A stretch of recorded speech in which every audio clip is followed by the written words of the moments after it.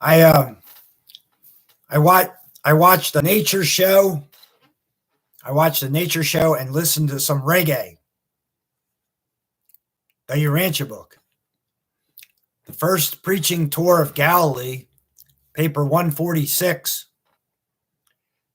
The gospel at Iron.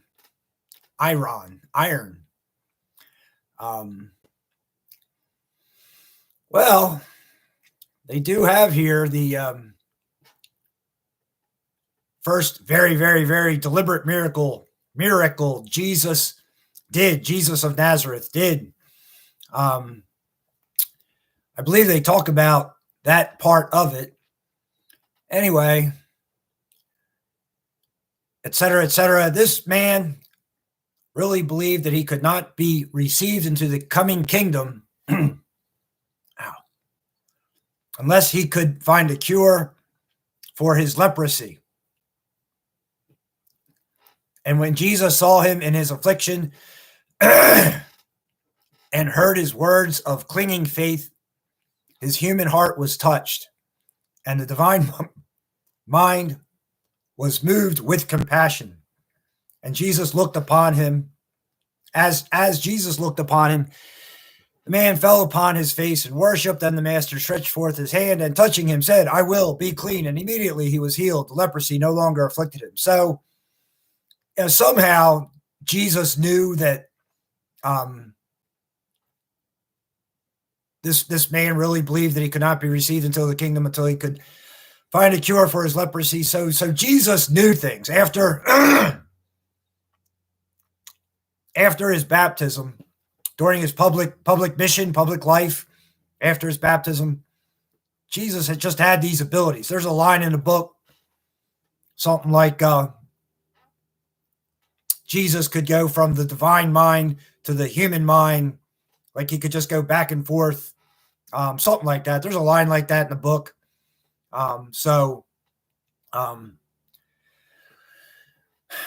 Abilities, I don't know, mental abilities. I don't know exactly how he did that, but the URANTIA book says he did. So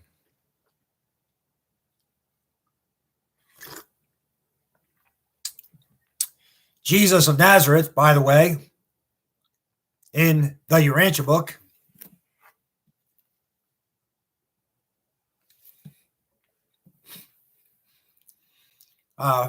is Michael of Madon. Michael of Madon, the creator of this local universe of Madon, bestowed himself on this world as Jesus of Nazareth. Jesus of Nazareth is not the second person of the Trinity. Jesus of Nazareth is a creator son in the language of the URANTIA book, in terms of how the URANTIA book puts forth its ideas and beliefs.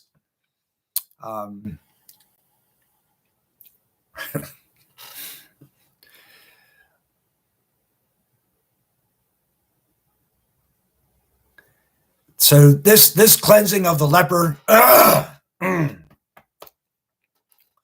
was the first so-called miracle which Jesus had intentionally and deliberately performed up to this time. And this was a case of real leprosy. That is a sentence in the URANTIA book, paper 146, section 4, paragraph 5. Back in Cana, section 5, on and on. Nain and the widow's son. So Nain, so the Bible is not exactly accurate. As a matter of fact, it's way off a lot of the time. But Jesus only did one resurrection from the dead. That was Lazarus. And somewhat in Christianity, thought and belief and literature, and same for Catholicism. They sort of believe that. So I think in some ways, Christianity understands that contemporarily. But the URANTIA book just says, Nain and the widow's son. If there's a couple other times where they claim Jesus raised somebody from the dead, it's not true. That person was in some kind of other kind of a state. What do you call it? Unconscious for whatever reason. They explain it in the URANTIA book. How, right here, Nain and the widow's son.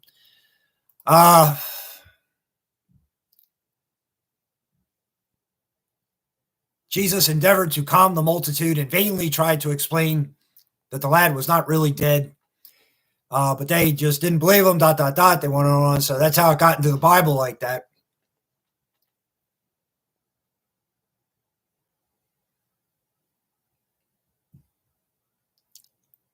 Unconscious. What do you call that? I don't know.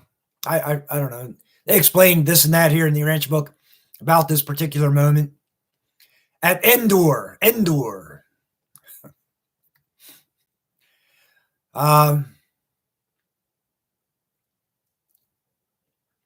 Jesus escaped for a few days from the clamoring multitudes in quest of physical healing.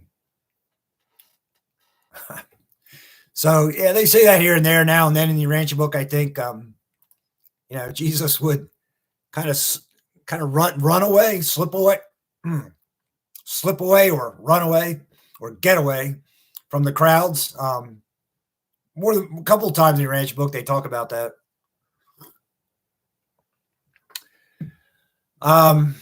Yeah, like, I don't know, a couple of times in the book, the crowds are clamoring for him to do this or that or whatever.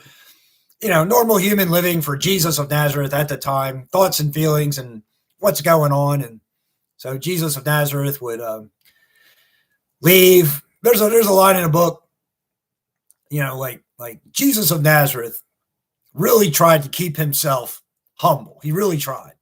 So, like, there's a line in the book, like, he was with his family. This is, before the public mission. And Jesus is going to go off on his own for a couple years. Towards the end, after he went to Rome and back, big story in the URANTIA book about that. So then he's with his family again, and he takes unceremonious leave of them and is gone for a couple years. Then he comes back and he officiates over the wedding of his sister Miriam and his brother James, I think, because they wouldn't get married until Jesus came back. But he was gone for like a couple years, just going up and down the land of Galilee, basically going to the places where he would later go in his public mission. He wanted to see them first, first as a normal human of the world, go around up and down the land, see all the places in that area, the Middle East. He wanted to see all those areas, so he did that. But my point was that he always tried to never make a big to-do about anything he was doing. So they purposely say, to his family, Jesus unceremoniously left, just like, like not making a big deal out of anything to the best of his ability. Like, for example, that person whom Jesus did that miracle for, they say,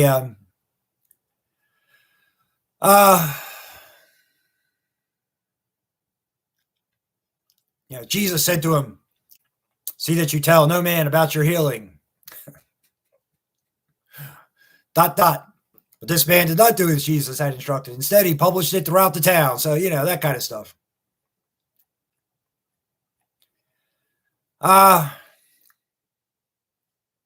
Paper 147.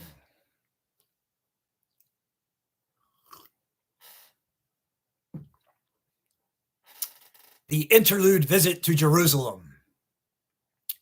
The centurion's servant.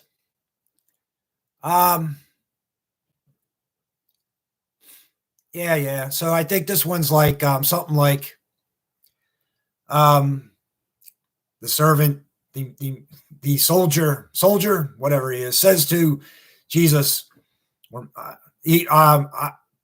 know my child could be healed if you just send the word. You don't even have to go. And Jesus says to the people around him, the apostles, whomever, see how much faith this person has, whereas you don't have as much, or something like that. He says something like that. But I think Jesus does go with the centurion to his home and heals his daughter or something like that.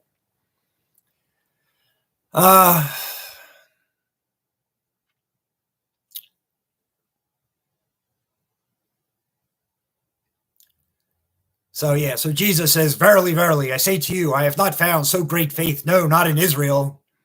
It's like there's another line in the book, like when Jesus is in Nazareth teaching, back in his childhood home. He's back in his childhood home teaching.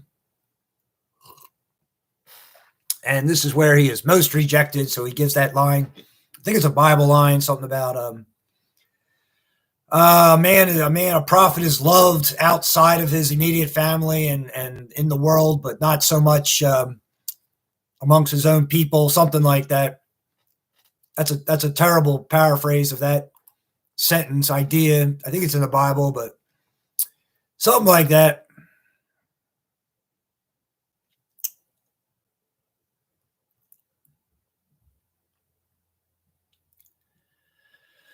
The journey to Jerusalem.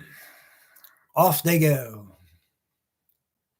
The party had an uneventful trip to Jerusalem, but they had hardly got themselves settled at Bethany when from near and far those seeking healing for their bodies, etc., etc. So Jesus had little time for rest. On and on, man. Life for Jesus of Nazareth as he's going through his public mission at the pool of Bethsaida. Something about putting clay on some guy's eyes and he was healed. And again, Jesus says to him, don't tell anybody about this. Just go to the rabbis and something, whatever is in the Jewish custom at the time. But he didn't do it. Told everybody. So said Jesus to John, let us depart ere the chief priests and the scribes come upon us and take offense that we spoke words of life to these afflicted ones. So, I don't know. They say something here in the Urantia book about Jesus didn't have to make a show of the mud with the mud on the eyes and the healing of the eyes. He could have just healed the eyes, but this person was expecting something like that. So like somehow Jesus knew this. Jesus knew, literally knew what someone was thinking. Like literally knew what people were thinking, like literally. So he had that ability.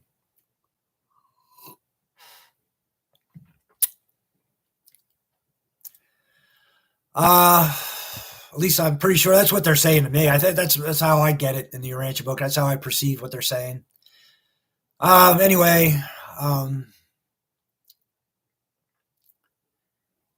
yeah. I mean, Jesus really tried to keep it jovial, or if not jovial, at least have some humor in things. He tried, but he couldn't do it much with his apostles or others because they just didn't have as good a sense of humor. How else do I put this? So like Jesus, like even at when Lazarus died, and Jesus says to him, Lazarus sleeps, we must go to him, something like this. And apostles are like, no, if he sleep, who cares? What? So then Jesus had, and so Jesus tried to like keep it light. He tried to keep it light, but he couldn't amongst very serious and sober people. There's a line in the Urantia book.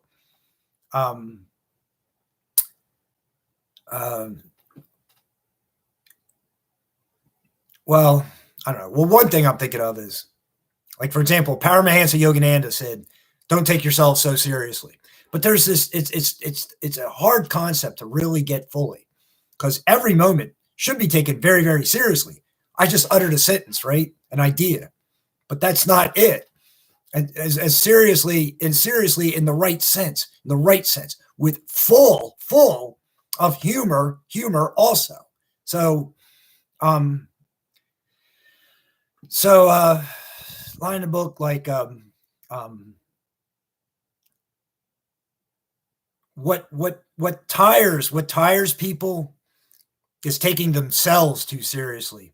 Like the work is important. Everyone's work, my work, your work, anyone's work is important. What tires someone is taking themselves too seriously. I mean, that's the main idea there, the crux of the idea.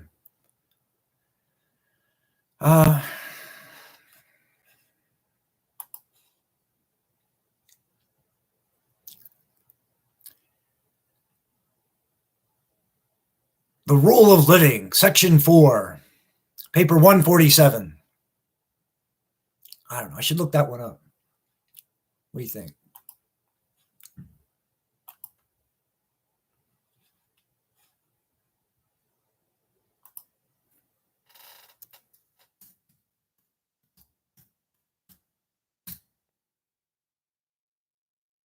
Okay. So back in paper 48, in the third part of the book about this world, URANTIA, right? You will learn that you increase your burdens and decrease the likelihood of success by taking yourself too seriously.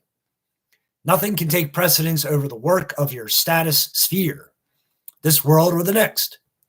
Very important is the work of preparation for the next higher sphere, but nothing equals the importance of the work of the world in which you are actually living. But though the work is important, the self is not.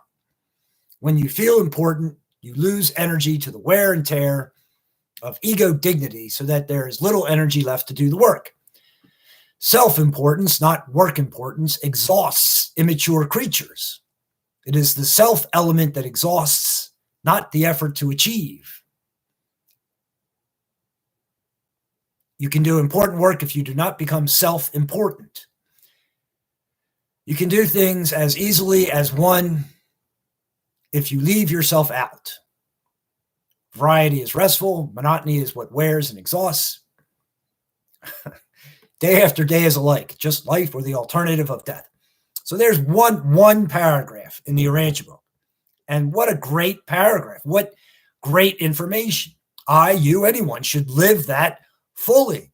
Look at that. Four sentences. 4 sentences. Look at how they arrange words together to make sentences, to make a paragraph that has so much great information, so compact, so interesting, so true, so real, so important. The key word there to me is when you feel important, you lose energy to the wear and tear. You know, anyway, so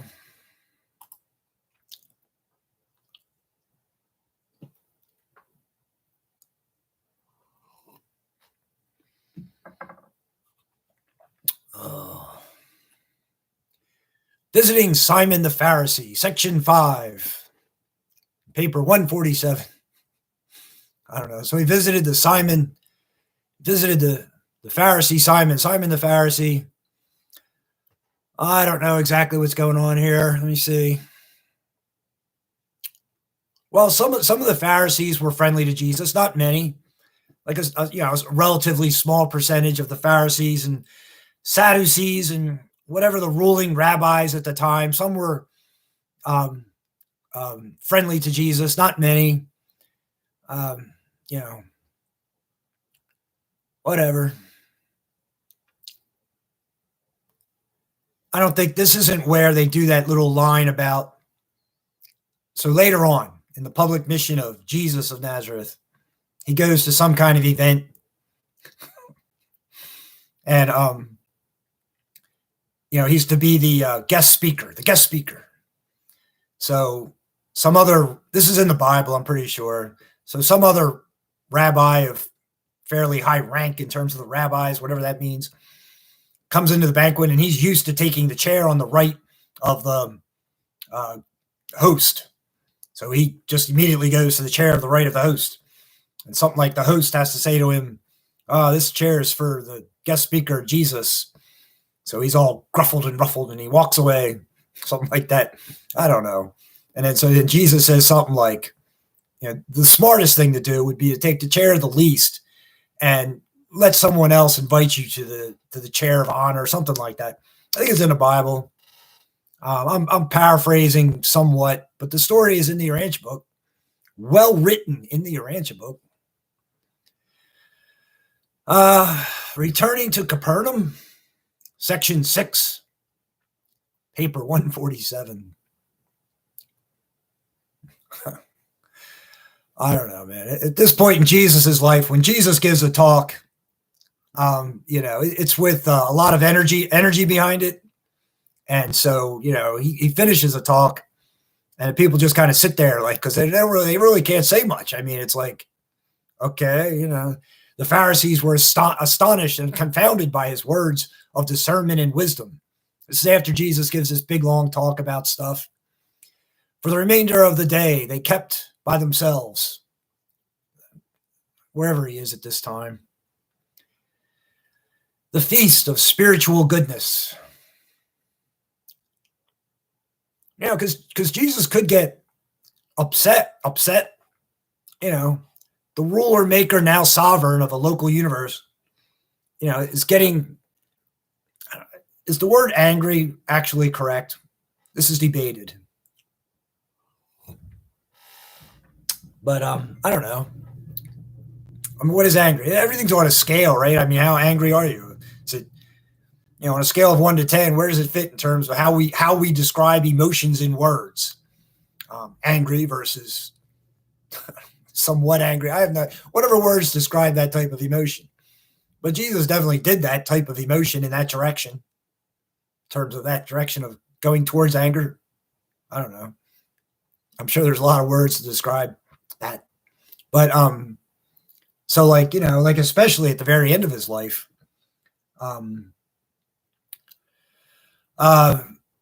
before the crucifixion, Jesus did all those sentences in the Bible. They're in the Bible about, you hypocrites, ...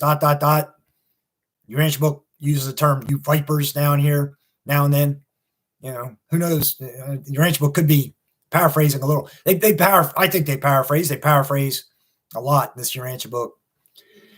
I would say, like for example, that line about if your eye is single, your whole body shall be full of light. The Your ancient book says, this is the quote that Your ancient book says. This is what actually Jesus said. If your eye is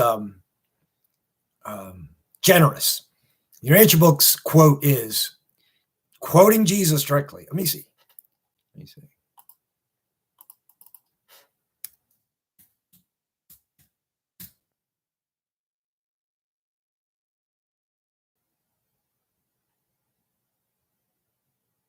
Yeah, they make this an exact quote.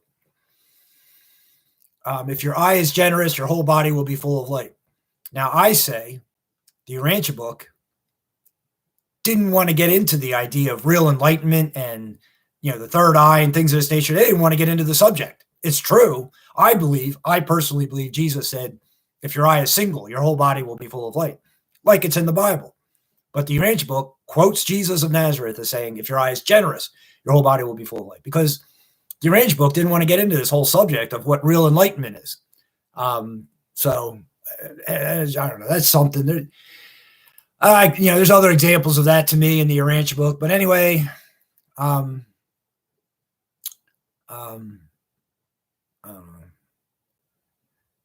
Section 8.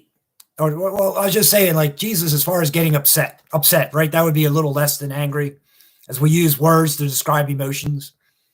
And so he does this periodically throughout his public mission. There's a big, long discussion in Your ancient book. Jesus was not the mild psychic type, like mild whatever they describe it. I don't know. Whatever they say, something like that. He wasn't the soft, quiet, mystic type guy. He wasn't that. He was strong, virile, upfront, but perfect self-control in terms of words, attitudes, behaviors, language. ... They describe him as, as good a character as a person can get in terms of being a human evolutionary well-being.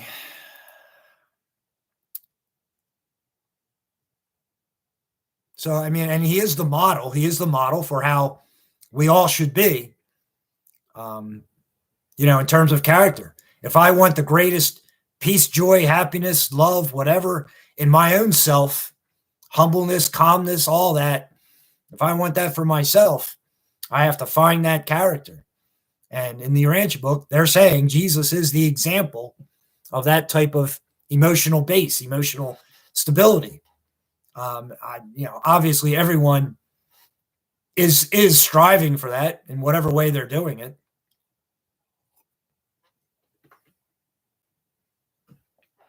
Oh.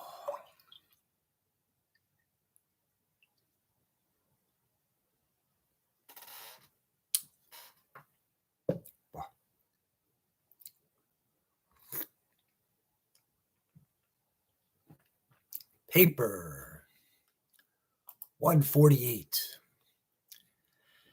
Training evangelists at Bethsaida.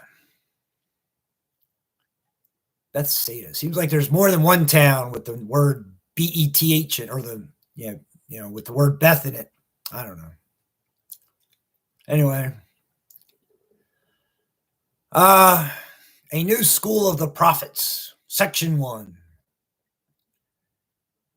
The 100 and more evangelists trained during this 5 months by the seaside represented the material from which the later 70 gospel teachers and preachers were drawn. So,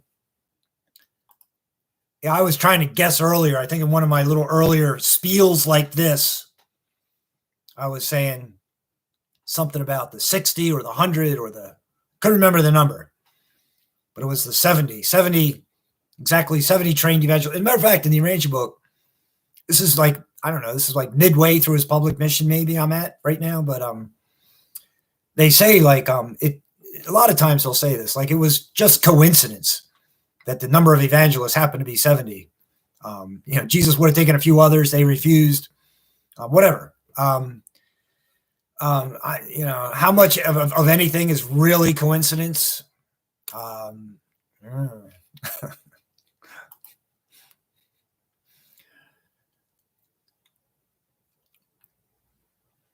So Abner. I don't think Abner is well known, discussed, remembered in Catholicism and Christianity. I don't think he is. There might be something about him in some of the more, in some of the literature in Catholicism, Christianity, there might be something about Abner, but it's not well known. So Abner was one of Jesus's disciples in a major way.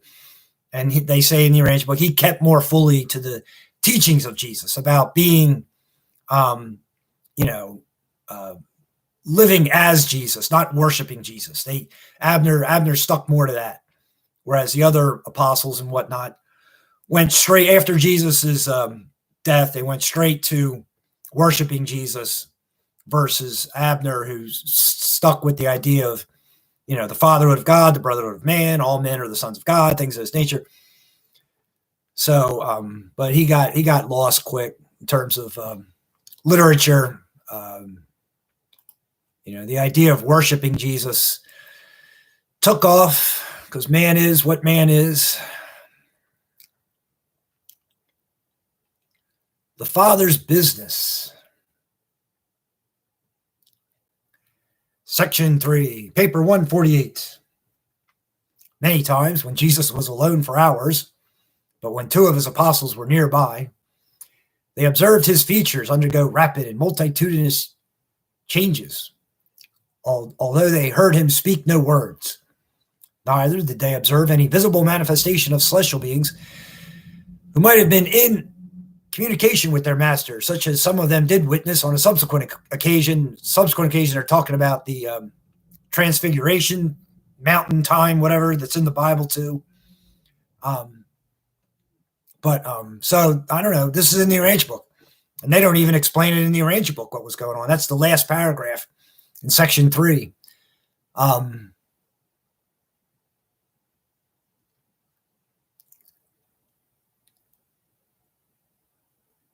So Jesus was involved with the activities of his universe as a human. That's something that they're saying here. I'm just paraphrasing what's written here, but section 3, section 4, evil, sin, and iniquity. So in the URANTIA book,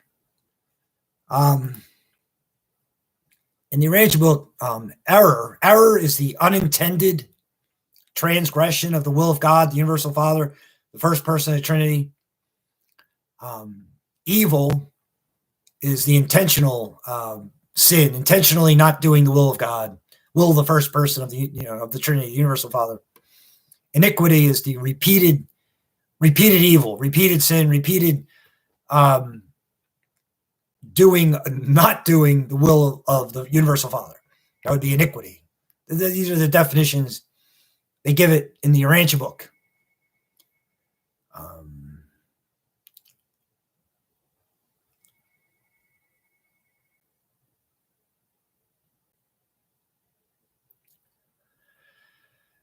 So, like, for example, 148 4.3. Evil is the unconscious or unintended transgression of the divine will, the Father's will. Evil is likewise the measure of the imperfectness of obedience to the Father's will. This is quoting Jesus directly.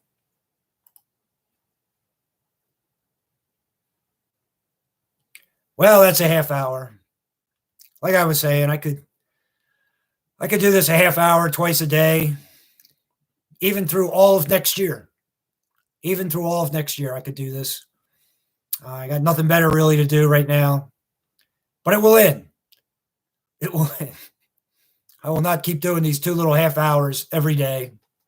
It will end, but I could do a tremendous number more. I've been doing them for like over 3 months now, pretty much 2 a day, sometimes only 1 a day if there's some activity I'm going to, but I don't know. This is my setup right now as far as how my life is, so I can. I've never done anything like this previously. I'll be 58 this month. I'll be 58.